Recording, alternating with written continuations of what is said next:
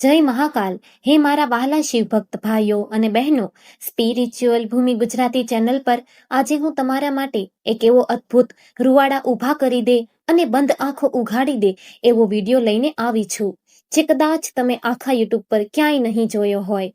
શ્રાવણ મહિનો એટલે સાક્ષાત શિવજીને પામવાનો પવિત્ર મહિનો. પણ શું તમે જાણો છો કે તમારી અજાણતામાં થતી નાની એવી ભૂલ તમારા આખા શ્રાવણ મહિનાના પૂર્ણને એક જ ઝટકામાં રાખમાં ફેરવી શકે છે?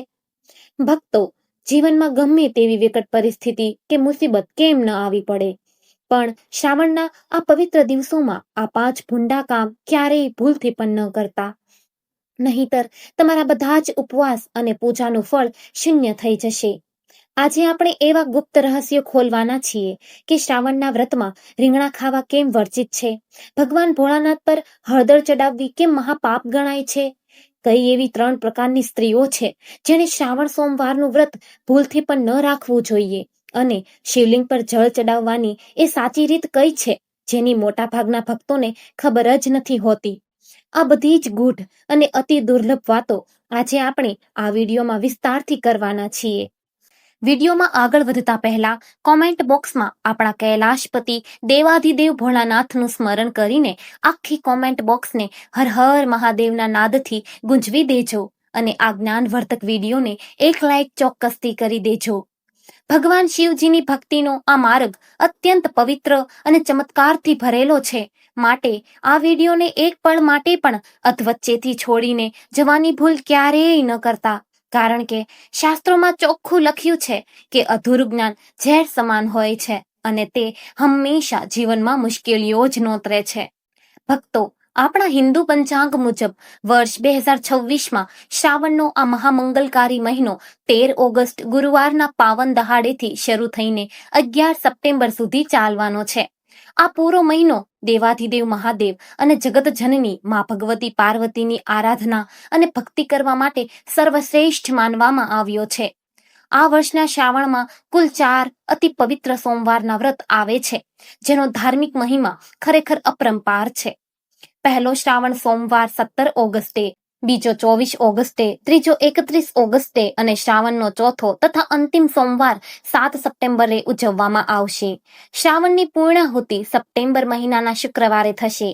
શ્રાવણની શરૂઆતનો દિવસ એટલે કે 13 ઓગસ્ટ એક એવો અદ્ભુત અને દુર્લભ સંયોગ લઈને આવી રહ્યો છે, જેમાં તમને શિવની સાથે ભગવાન શ્રી હરિ વિષ્ણુની અસીમ કૃપા પણ પ્રાપ્ત થશે. આપણા પૌરાણિક શાસ્ત્રો કહે છે કે જ્યારે અષાઢ માસની દેવશયની એકાદશીએ ભગવાન વિષ્ણુ 4 મહિના માટે ક્ષીરસાગરમાં યોગ નિદ્રામાં લીન થઈ જાય છે અને પાતાળ લોક તરફ પ્રયાણ કરે છે, ત્યારે આખી સૃષ્ટિ પર એક ક્ષણ માટે અંધકાર છવાઈ જાય છે.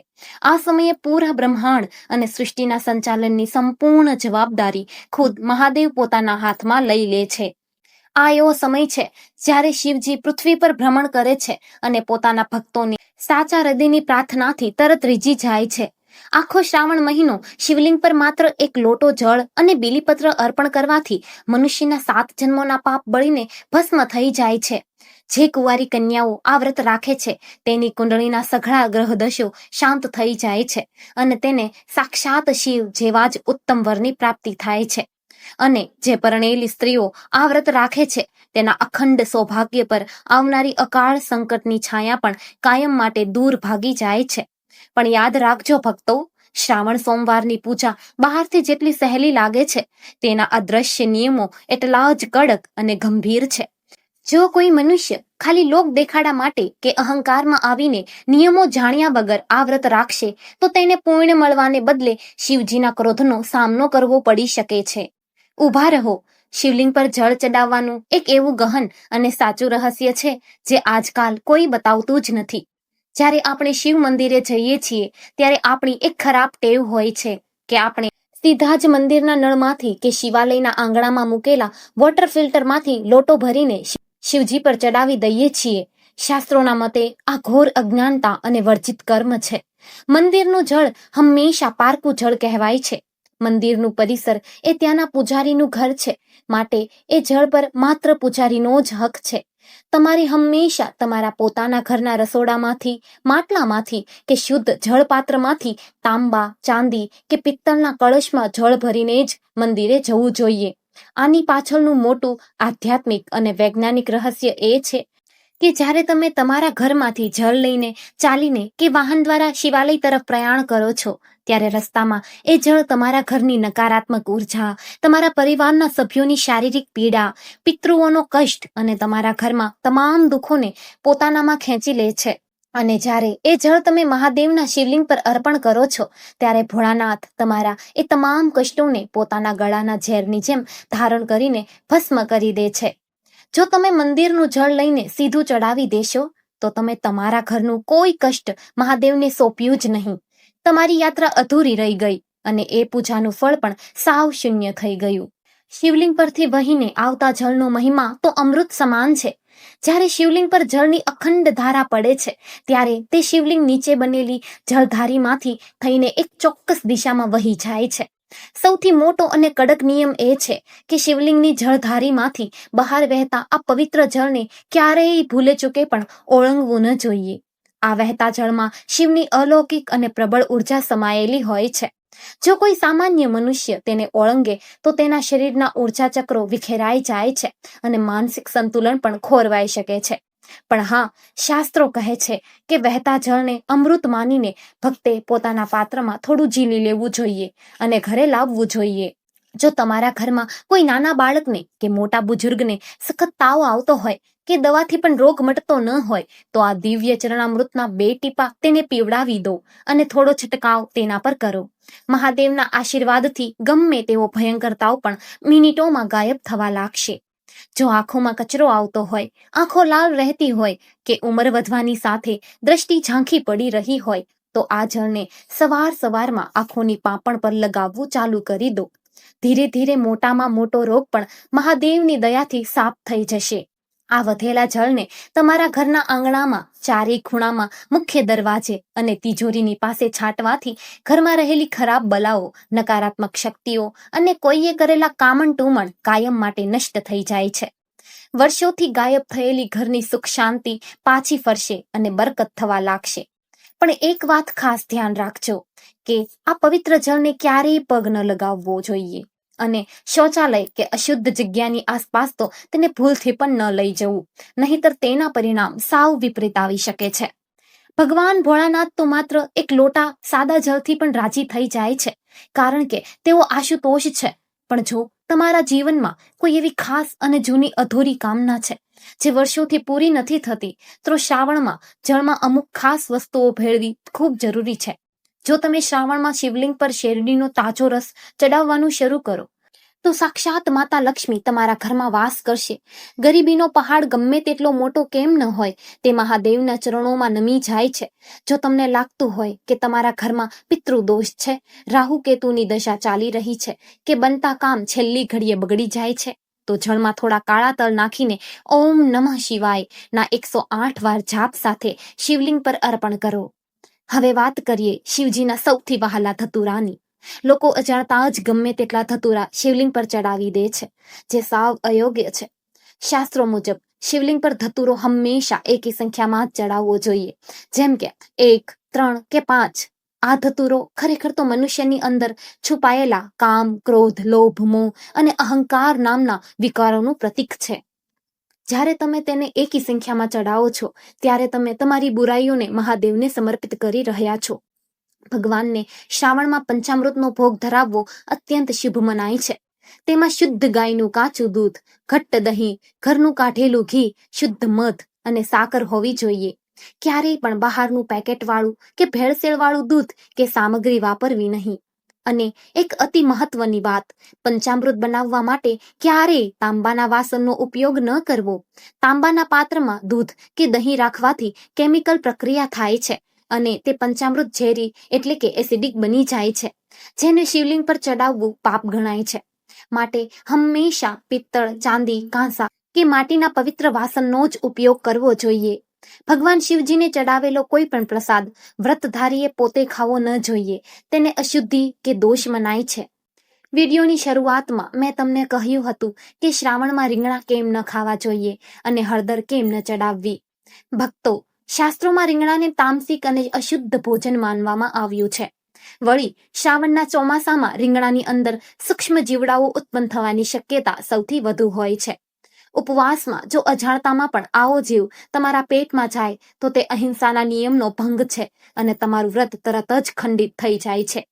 એવી જ રીતે શિવલિંગ પર ક્યારેય હળદર નથી ચડાવાતી, કારણ કે હળદર એ સ્ત્રીઓના અખંડ સૌભાગ્યનું અને શૃંગારનું પ્રતીક છે, જ્યારે શિવલિંગ એ મહાદેવના વૈરાગ્ય અને તપસ્વી સ્વરૂપનું પ્રતીક છે. માટે હળદર હંમેશા માતા પાર્વતીને જ ચડાવવી જોઈએ. શ્રાવણમાં વ્રતધારીઓ માટે દૂધ પીવાની પણ સખત મનાઈ છે. ચોમાસામાં ચારેકોર ભારે વરસાદને લીધે ધરતી પર ઝેરી ઘાસ અને જીવડા ઉગી નીકળે છે. જ્યારે ગાય ભેંસ આ ઘાસ ચરે છે ત્યારે તે ઝેરી તત્વો તેમના દૂધમાં ભળી જાય છે. શ્રાવણમાં મનુષ્યની પાચન શક્તિ સાવ નબળી પડી ગઈ હોય છે, માટે આવું દૂધ પીવું એ સીધી બીમારીઓને આમંત્રણ આપવા બરાબર છે.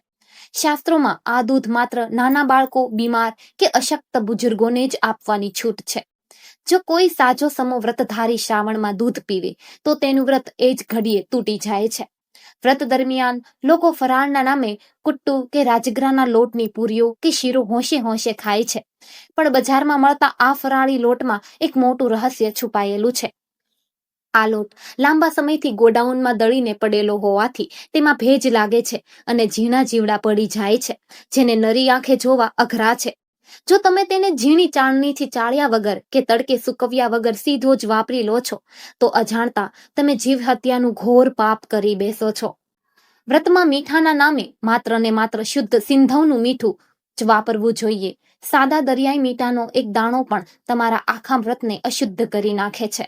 ભક્તો, શ્રાવણ માસમાં બીલીપત્રનું મહત્વ તો નાનું છોકરું પણ જાણે છે, પરંતુ બીલીના ઝાડના મૂળમાં છુપાયેલી અદ્ભુત અને અલૌકિક શક્તિઓ વિશે ભાગ્યે જ કોઈને ખબર હોય છે.